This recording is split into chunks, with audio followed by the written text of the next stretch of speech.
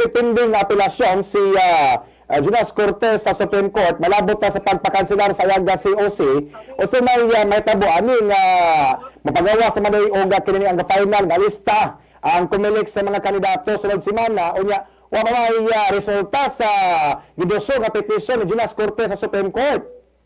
Well, actually, ang Commission on Election nagpagawas man og desisyon gikan sa division nga nagkanselar sa sertipiko de kandidatura sa mayor sa Mandawi unya pagkatapos giapelar didto sa Inbank unya ang Inbank ni desisyon pod nga i-confirm ang pagkanselar sa NCOC. Na ultimately ang resulta per may information sa Manila nga nag-issue na ang COMELEC Inbank og certificate of finality sa ilang desisyon nga i-cancelar ang iyang COC.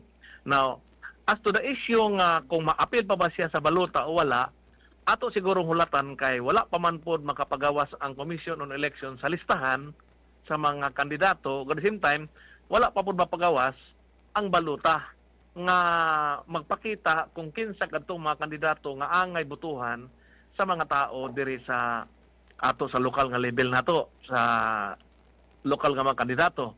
Now, as to the issue nga kung naay nag-apilar dito sa Manila, ang COMELEC will only be limited sa ilang power tungod kay naaman sila kaugalingon nga timeline kanus anila buhii ang listahan o kanus apod nila ipakita ang baluta nga with template sa mga kandidato nga angay butuhan sa mga kandidato. So, walay jurisdiction ang Commission Elections maghulat sa Korte Suprema kasi kay lahi man pud sila nga tulubagon o katungdanan sa ilang gihimo nga mga aktibidades. So palitan sayod bata nga Supreme Court dugay mo pagawas og desisyon. Palitan di pag pagawas og desisyon ang Supreme Court sa petition nga giduso ni Jonas Cortez. Unsa may tabuan dili maapil ang pangan ni Jonas Cortez sa balota? Well, ato nang hulaton no, malisod man ta mag-presume kay wa pa man nato makita ang listahan, ang opisyal nga listahan sa mga kandidato sa kuan sa mga kandidato sa tibuok Pilipinas sa lokal nga level. So diha na nato mahibal kung naa ba gyud ang pangalan ni Mayor Jonas Cortez sa mga listahan sa mga kandidato sa gipagawas nga listahan. At this point in time, ang atong nahibalan na ay desisyon nga gi-final na sa COMELEC nga gi-cancel ang iyang COC. But as to the na maapil pa ba yung pangalan, wa pa nato mahibal kay magpagawas pa man ang COMELEC sa listahan. Okay. Kung panglitan mapagawas ang COMELEC og listahan unya wala maapil ang pangalan ni Jonas Cortez kay ang COMELEC Inbank ni pagawas na naman certificate of finality sa cancellation sa COC ni Cortez. Panglitan pipila ka buwan human ni gawas ang final nga listahan, mupagawas pod og desisyon ang Supreme Court panangitan og paboran ang petisyon ni Jonas Cortez unsa may tabuan na attorney.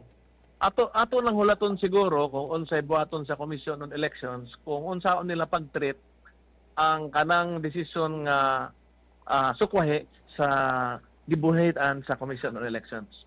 At this point in time dili nato ma-presume kay wala pa man po yung actions nga nahitabo except sa kanang standing karon nga finality sa iyang cancellation sa COC.